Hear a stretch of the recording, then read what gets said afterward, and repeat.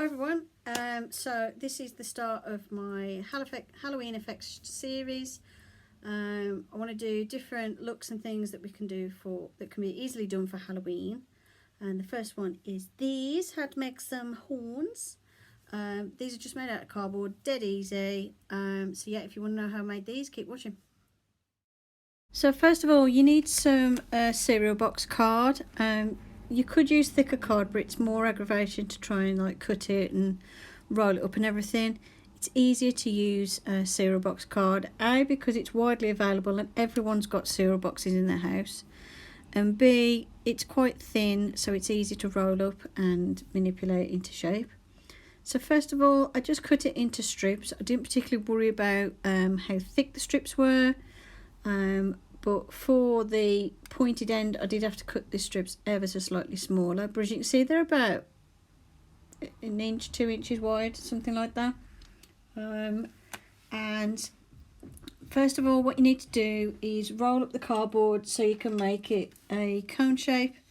Here I'm just having a think about how exactly I want to roll it up to get that cone shape. So you can see at first it makes a tube, but then I started twisting it around to create that cone shape, like so. And you want to get it to, you want it so that the hole at the top is as small as humanly possible. The smaller it is, the easier it is to cover up and fill the hole later on. So it's easier if you can do it at this stage. It is possible to fill the hole, it's not a big problem, but it's easier if you can roll it up so it's smaller. So I overlapped it like this and just held it in place with some hot glue.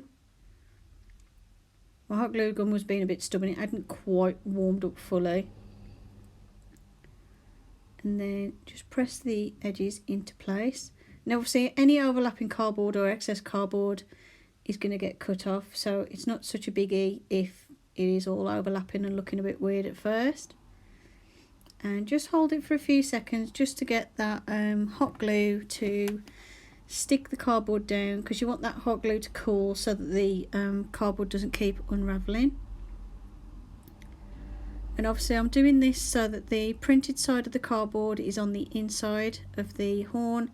It just makes life a lot easier when I'm painting later on, and then I can use the colour of the cardboard to help me to my advantage when I'm painting it later on. And then next you need another strip of cardboard, and you wrap that around the cone that you've just made, and this is for the sort of second layer of the card. And I did find for this I needed to make it shorter and cut it in half, so I'd say it's probably about a couple of centimetres, maybe an inch in width, and then it's long enough so it will wrap around the first cone shape that I made. Sorry if you can hear sirens, for some reason they all keep going past my house today when I'm recording. So as you can see, I've made sure that the cardboard is big enough so it will wrap all the way around, and I did have to squeeze the cone shape a little bit just to get it so I could get the cardboard wrapped round. Then I applied a layer of hot glue just around the edge of that piece of card, and then stuck it in place like so. And again, just hold it for a second or two just to make sure it's stuck down, and obviously you can put extra glue on as and when needed. And then any bits that are sticking out a bit weird, you can always trim them off. I mean, it doesn't matter too much, but I just trim them off just to be on the safe side. And then I found once you get past the first layer, you can make the card a little bit thicker if you want, but I still wanted to stick with about an inch, yeah, roughly an inch, just under an inch, or two, about a couple of centimetres wide. That just makes it easier for me to wrap it around, and also the horns I'm making are quite small, so I wanted the little steps in it to be a small distance apart, not a long distance apart, because otherwise each step's going to be very far apart and it might look a bit weird. And what you do is you keep going with these layers of cardboard like this. Now I found to get the horns the size I wanted, it took 7 little strips of card wound around each one, and obviously for each layer you're going to have to make the cardboard ever so slightly longer, because obviously it's got to wrap around the slightly larger previous ring. But what I tended to do was cut the cardboard a bit too long and then just trim off the excess. I did it that way myself, and I found out that worked quite well, as you can see here. And what you need to do as well is just before the glue's dried, I mean I did this later on, but just before the glue's dried, when you get sort of about 3 or 4, start shaping the horn, start making it have a little bit of a bend to it, unless you want perfectly straight ones, of course. I left it a bit late actually and ended up just bending it because it did give a little bit, because I didn't put much glue on, and then just having to re-glue a couple of bits, but it was no problem. Try not to have gaps like the one I've left there, because it just means you've got more to fill later on. But if you do have a gap like that, I'll show you in a bit a method I used for filling the gaps up and blending them in so that they didn't show up so much. But the main part obviously I focused on at this stage was just getting the right amount of cardboard rings attached to get the size that I wanted. And this is a great way of making some quite textured horns, and you can make them as long or as short as you like. So obviously if you were making some that you were going to actually like attach to your skin with a bit of latex or spirit gum or something, then obviously you'd make them shorter.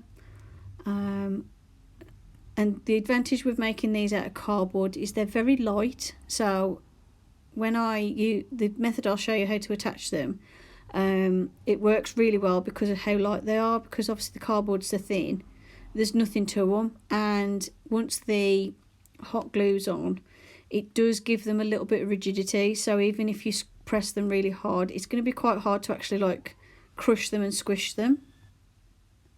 And you'll see in a second that I'm just starting to try and shape the horns a little bit, but I've just got to make sure that the last strip is glued on properly first of all.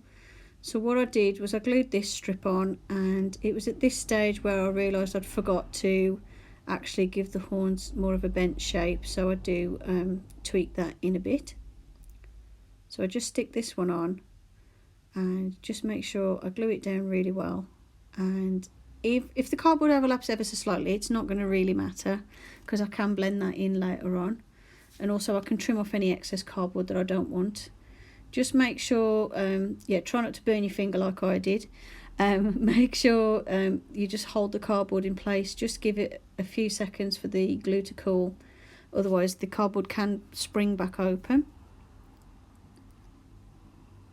And then what I did, because I knew I hadn't got loads of glue on, I thought, well, this is not really curving as much as I want, so I actually just very gently eased it into the shape that I wanted. And the glue on the cardboard obviously did move slightly, and you'll see on one bit I actually popped it. There you go. But it's easy enough just to put the horn back together. I suppose what you could do if you wanted is make the rings separate and then stick them together, but I just found this way easier. And as you can see, because I've been able to move that piece of 3 strips down, that's meant that I'm able to actually add that curved shape that I wanted. And once I've got the horn to the shape I want, then what I did was I used hot glue all over the horn to add the texture. And the trick with this is you just squirt out a very tiny small amount of glue at a time, and just move the hot glue gun backwards and forwards quite quickly. You want very thin little lines all over everything in hot glue. Any little holes and cavities can be filled with the hot glue as well. What I tend to find is if you just fill up a small hole with the hot glue, and then any gaps later on, just go over the hot glue with hot glue again.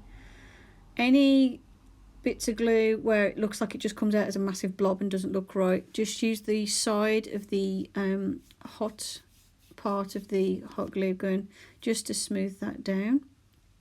And then on this bit I'm going to show you how to fill up any little gaps.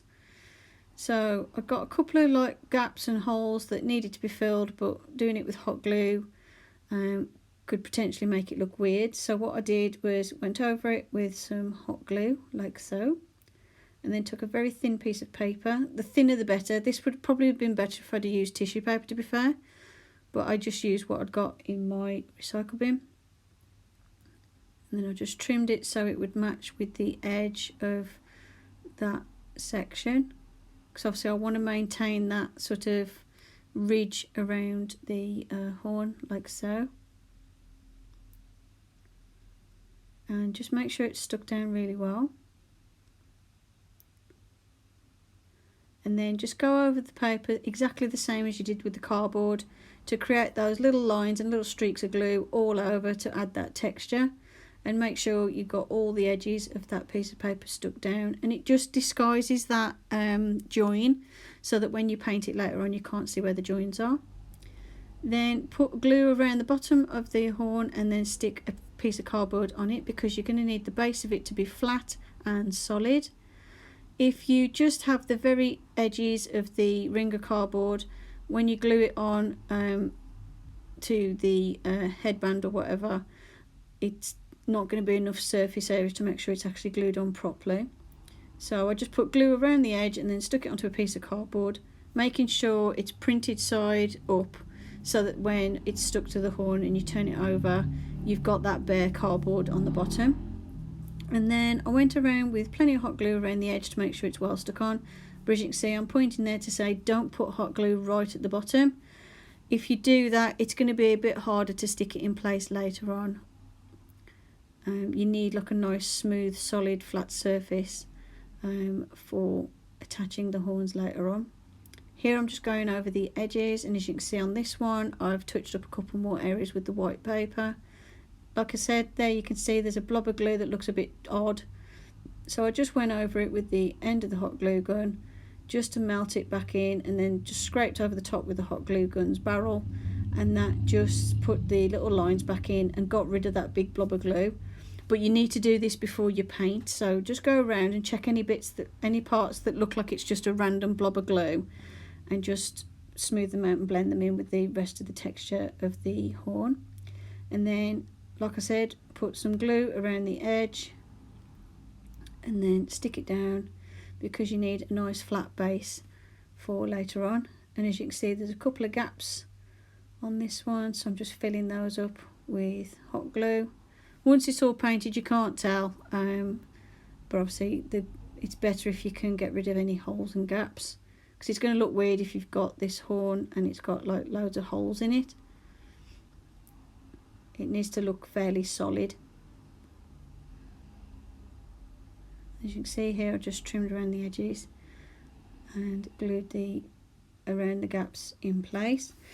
Now this one, again, I hadn't quite bent it enough to get it to the right shape, so I did actually bend it again in a bit, and you'll see I actually messed up the base doing that, but I'll show you how to fix that.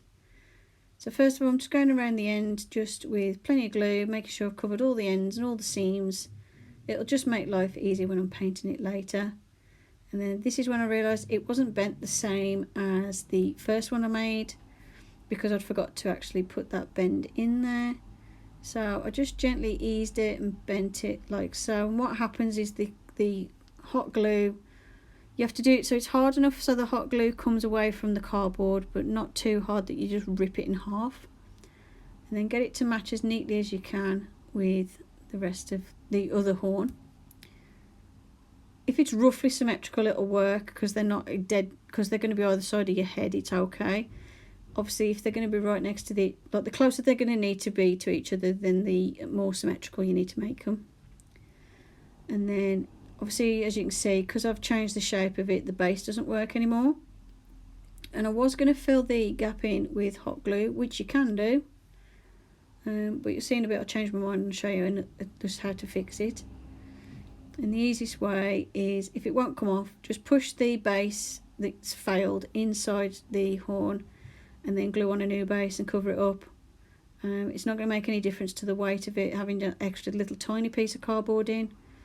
And it's just easier than trying to remove that other one and risk damaging the horns. Then the next thing you need to do is take some acrylic paint. You can mix it with a little bit of latex if you want to make sure it's going to sort of be stretchy and stuff in case the horns bend and move, but they're fairly rigid structure. I mean, I didn't find that they moved. Once they got the hot glue all over them, they kind of felt like they were made out of plastic. So I felt it was fine. And for this step, you don't really need the paint to be 100% perfect anyway, because they're not going to be like jet black. If you're just painting them jet black, then yeah, you might need mix a little bit of latex or something in just to make sure that the paint doesn't chip off or scratch off or anything. But for what I'm doing, it was fine just to use acrylic paint straight out the tube. So what I'm doing here is covering everything in black acrylic paint, and I'm not adding any water at all. I want this to be quite a thick paint, and you've just got to use little swirling and dabbing motions because you need to get into all those nooks and crannies. Obviously the hot glue has put a lot of texture on this, and you need to get in between all those little tiny bits of hot glue. You could, I suppose, paint them black first, then put the hot glue on, and then paint them again just to cover up the hot glue, but for the method I'm using, it works fine this way because I'm actually using an antiquing technique. So what I'm going to do here is actually cover them completely in black paint and then wipe some of it off to expose the texture, which you'll see me do in a little bit. So here I'm just making sure I cover all those nooks and crannies and get it all completely covered from top to bottom. And it is easier if you poke a hole in the bottom of the base and put the horn on the end of a paintbrush or something. It just makes it easier for painting, saves getting your hands covered in paint. And then make sure you work all the way to the bottom. You want to cover as much of this as possible. You could work in sections, I suppose, but I found it easy just to paint the whole thing because it's quite quick. And then what you do is, I'm just showing you here what I did to get the other side. So the whole thing's painted black, and then you get a cloth, just get one that's non-fibrous. This is a piece of an old pair of leggings, and just wipe that over the top just to expose that texture and some of the colour of the cardboard underneath. And I find it gives it a sort of like a horny, bony type of colour to it.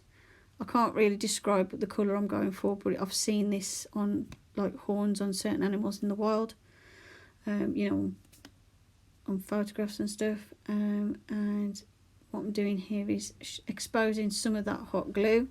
Anywhere where you feel the hot glue showing up too much or some of that white paper shows through, just dab in little areas over that space with the black just to cover that back up, just to blend it back in, because you will find that the areas with the white paper will show up a lot more, so you just need a thin layer of black over the top. So I'm going to show you with this one what I did. So I took a clay tool and poked it through the end and then just pushed until it wouldn't go any further, and it basically had gone right to the tip of the horn, and then that meant it stayed quite still on the clay tool while I was painting. And like I said, you could poke a hole in the bottom and use a paintbrush or something. Just makes life easier and gets your hands out the way. And then once you've painted the whole of the horn black and then wiped off the excess paint to expose all the textures, then next thing to do is just to dry brush some grey over the top. Not too much, but this just knocks the edge off the colour of the glue, and just blends it in a bit more and gives it, like the horns, an overall greyish type of colour. And then you can use your fingers or use a cloth just to wipe off some of that grey dry brushing, just to make any of the details you want to stand out a bit more stand out. And this is what they look like on. They look like this. And all I've done is I've attached them to a headband. Now obviously if you've got longer hair, you can cover the headband with your hair. All you do is you get the hair from behind, pull it out, and obviously if it's longer it's better. Put the headband back down and then overlap the hair over the top of the headband. kind of like I've done here, but obviously like I said, my hair's not long enough to cover it completely, but can you see your hair will cover it because the headband's thin enough. So obviously this is better technique for fastening it onto your head if you've got long hair or longer hair than mine. Like I mean, if you look, top of the headband would be covered if my hair was like about that much longer, so yeah, that's how to make some horns out of cardboard, and they're very lightweight. The cardboard is strong enough to maintain their shape and everything. You know, they're fairly rigid with the cardboard and the hot glue. Like if I press really hard, I can start to squish them, but they kind of feel like a stiff plastic because obviously they're covered in hot glue. Yeah, that's what they look like. Excuse my hair, I've messed my hair up doing this. So yeah, that's how to make horns. Obviously these ones are a bit big on me. I suppose you could have them like, if you stuck them in different places on the elastic, you could have them in different positions. But I chose this position.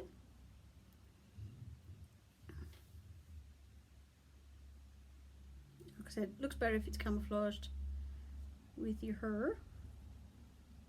Because what you can do is if you've got hair that's sort of about maybe this length, you can actually brush the hair over it, or even get the front of your hair and clip it back. Especially if you've got long hair, good. Just get the front sections of your hair here, sweep them back and fasten them into a ponytail, and you'll have the headband covered. So yeah, that's it. Hope you enjoyed this video. Thank you for watching, and I'll see you in the next one. Bye for now.